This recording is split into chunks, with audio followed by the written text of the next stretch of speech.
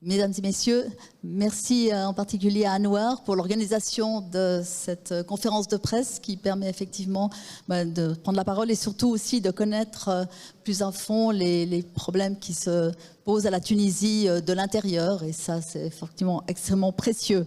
Effectivement, comme l'a dit Anouar, j'ai eu l'occasion malheureusement qu'une seule fois de venir en Tunisie. À l'époque, plus précisément, mon mari connaissait très bien Monsef Marzouki, le président de l'époque, puisqu'il était médecin. Il avait aidé aussi à pouvoir sortir de prison avec d'autres médecins, et c'est ainsi que nous sommes allés avec d'autres conseillers municipaux en Tunisie pour rencontrer effectivement avec beaucoup d'espoir, rencontrer des représentants de la société civile, des associations de soutien des droits de l'homme, également aussi des représentants des partis politiques qui étaient au pouvoir et des constituants. Ce fut une expérience effectivement très riche et évidemment, c'est vrai, d'où là la déception de voir qu'au bout de 10 ans, ce processus démocratique évidemment, qui soulevait beaucoup d'espoir aussi, notamment pour la population tunisienne et la jeunesse tunisienne, et qui aboutit maintenant effectivement à un retour, enfin, à une forme d'autocratie, de dictature. Cela dit, je vous rappellerai quand même que le président Kais Saied voulait apparaître comme respectueux des libertés et de l'état de droit et être le champion de la lutte contre la corruption. Alors depuis juillet 2021, il a suspendu le Parlement, contrairement à ce qu'on pouvait imaginer, et gouverne par décret. On a vu, cela a été dit, que le premier tour des élections s'est soldé par un taux d'abstention extrêmement élevé et dans un contexte de violation des droits humains, de suspicion et de boycott, de suspicion de fraude. Et en plus, j'avais aussi entendu dire que des électeurs et des électrices de la diaspora, notamment en Suisse, n'avaient même pas eu accès à du matériel de vote, à supposer qu'ils aient voulu voter. Le deuxième tour vient de s'achever et a confirmé aussi l'abstention massive avec par exemple moins de 5% des votants entre 18 et 25 ans. Et pourtant, le président Saied avait déclaré qu'il était proche du peuple tunisien et voulait s'appuyer sur la jeunesse. La loi électorale aussi a été modifiée de manière à affaiblir toute opposition au président. J'ai aussi lu que les partis politiques ne peuvent plus présenter de liste électorale et que les candidats à une élection doivent se présenter à titre individuel. Et évidemment que ça affaiblit tout le système politique et donc les partis ne peuvent plus soutenir leurs candidats. Un autre aspect qui me touche, moi aussi personnellement, comme femme engagée pour une meilleure répartition du pouvoir entre hommes et femmes, c'est le fait que les quotas pour promouvoir les candidatures féminines qui avaient été prévus, je crois, dans la Constitution de 2014, ils avaient prévu une parité à 50% hommes-femmes, ce que la Suisse n'a encore jamais réussi à faire, soit dit en passant.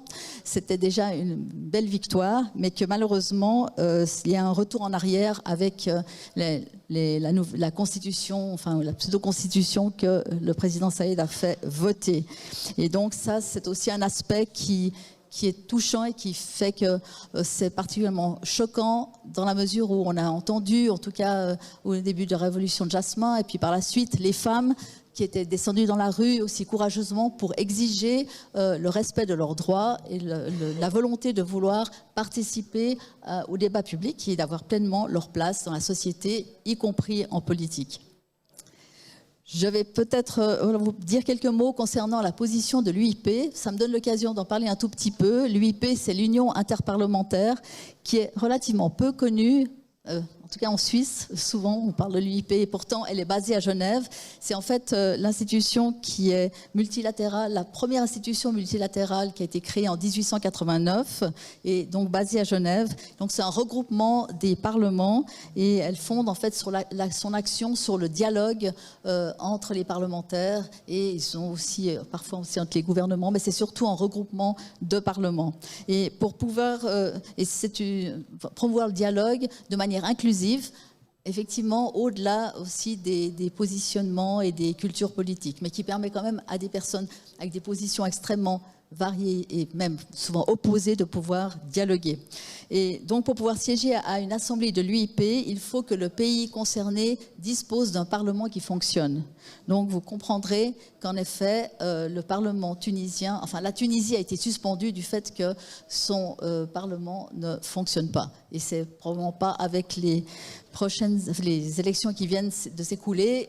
L'UIP devra prendre une décision pour savoir si à la prochaine assemblée qui aura lieu à Bahreïn au mois de mars, la Tunisie pourra être représentée ou pas. C'est une évaluation à faire, mais probablement que ce ne sera pas le cas. Peut-être aussi dire que ce qui concerne aussi les droits humains, parmi les instances de l'UIP, il y a ce qu'on appelle un comité des droits de l'homme des parlementaires. Et ce comité passe en revue les pays qui persécutent ou empêchent leurs parlementaires d'exercer leur position, leur fonction. Et vous comprendrez bien qu'il ne s'agit pas seulement de protéger les parlementaires parce qu'ils seraient une caste de privilégiés, mais que si les parlementaires sont réellement représentatifs de la société, eh bien, ils se doivent de pouvoir exercer leurs activités de manière libre et indépendante. Donc, il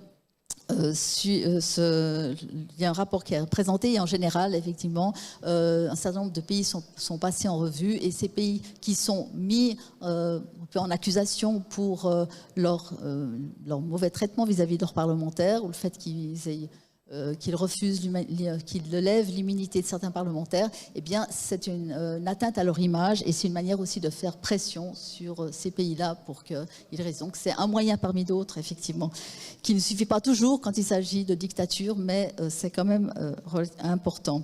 Alors, concernant le Parlement tunisien, l'UIP a reçu des rapports concernant 24 parlementaires tunisiens et ces parlementaires se plaignent d'avoir été privés de leur immunité parlementaire et de leur liberté de mouvement.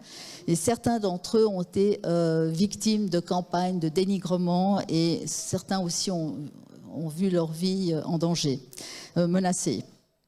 Et certains parlementaires qui étaient accusés pour les activités qui avaient eu lieu avant, en fait, la suspension du Parlement, eh bien, ils risquent d'être traduits devant un tribunal militaire. Donc, c'est effectivement quelque chose de très préoccupant. Voilà, c'était un peu pour donner des informations autour de ce qui se passe aussi et puis la responsabilité qu'on a aussi au niveau international. Je dirais maintenant quelques mots aussi concernant le rôle de la Suisse.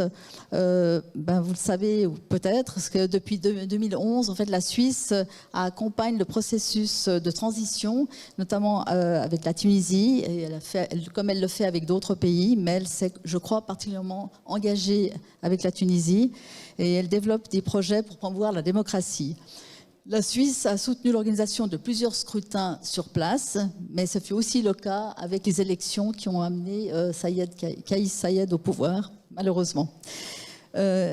La Suisse a aussi encouragé un journalisme indépendant et fiable dans les médias publics. Et nous sommes d'ailleurs ici au Club suisse de la presse, qui accueille toujours beaucoup de personnalités qui sont privées de parole dans leur propre pays. Et il avait à l'époque accueilli M. Monsef Marzouki. La Suisse s'est aussi mobilisée pour que soit créé un mécanisme national de prévention de la torture et propose aussi une aide concrète aux victimes. La Confédération a engagé, notamment durant ces années, et le continue normalement, après on va voir la suite, comment ça pourra continuer, elle avait engagé une enveloppe de 170 millions de francs en Tunisie pour différents projets. Et là aussi, elle a misé en particulier sur un renforcement de la présence des femmes tunisiennes sur la scène politique. Et cela allait effectivement dans le sens de la volonté des autorités de l'époque, mais aussi des mouvements de femmes qui ont manifesté la volonté de s'investir dans la vie publique. Je ne vais pas trop, j'avais prévu de reparler de la question des quotas, mais vous avez vu qu'effectivement, vous le savez mieux que moi, sur les 53 000 personnes qui s'étaient présentées à l'époque, en 2014, la moitié étaient des femmes, mais qu'effectivement, Par la suite, on a quand même eu des témoignages sur le fait que les femmes, malgré l'époque où il y avait le processus démocratique qui était en route, les femmes n'étaient pas encore suffisamment prises au sérieux et que notamment dans certaines régions rurales, elles avaient parfois des traitements qui étaient un peu humiliants et elles doivent toujours subir des traitements vis-à-vis de notables locaux qui sont très machistes, ce que j'ai lu. Donc, ça, c'était pour les côtés un peu positifs de l'engagement de la Suisse. Ce que je dirais, par contre, c'est qu'en effet, on peut parfois aussi déplorer le fait que la Suisse soit assez réservée dans la condamnation de certains régimes autoritaires et que, évidemment, qu'elle privilégie le dialogue, mais en même temps, parfois, on attendrait des positions un peu plus fermes. Donc, depuis, au Parlement suisse, des questions ont été posées au Conseil fédéral quelques mois après la prise de pouvoir du président Saïed. Et notamment, un député, mon collègue Nicolas Valder, avait demandé quelle était la position du Conseil fédéral à propos de la situation politique en Tunisie. Et le Conseil fédéral a rappelé son soutien au processus démocratique depuis 2011, ce qu'on savait déjà, et a exprimé, comme d'habitude, exprime sa profonde préoccupation aux autorités tunisiennes à propos des mesures exceptionnelles qui étaient décrétées depuis le 25 juillet 2021. Donc il a appelé au maintien de l'état de droit et au respect des principes démocratiques fondamentaux tels que l'avait prévu la Constitution tunisienne de 2014. Et la Suisse disait suivre la situation avec attention, mais aussi adapter éventuellement son engagement dans les programmes de coopération en fonction de l'évolution de la situation. Peut-être encore un mot sur le fait que la DDC, donc la Direction du développement et de la coopération, soutient plusieurs projets, dont un qui permet à des jeunes Tunisiens et Tunisiennes qualifiés d'acquérir une certaine expérience professionnelle en Suisse pour qu'à leur retour, ils puissent apporter une contribution à l'économie du pays. Donc, un autre axe, c'était de soutenir le gouvernement tunisien dans la mise en place de structures gouvernementales efficaces au niveau local et régional. Et le but était d'intégrer le thème de la migration dans le cadre politique tunisien. La question est de savoir maintenant aussi comment il sera possible de poursuivre dans un contexte aussi difficile qu'actuellement en Tunisie.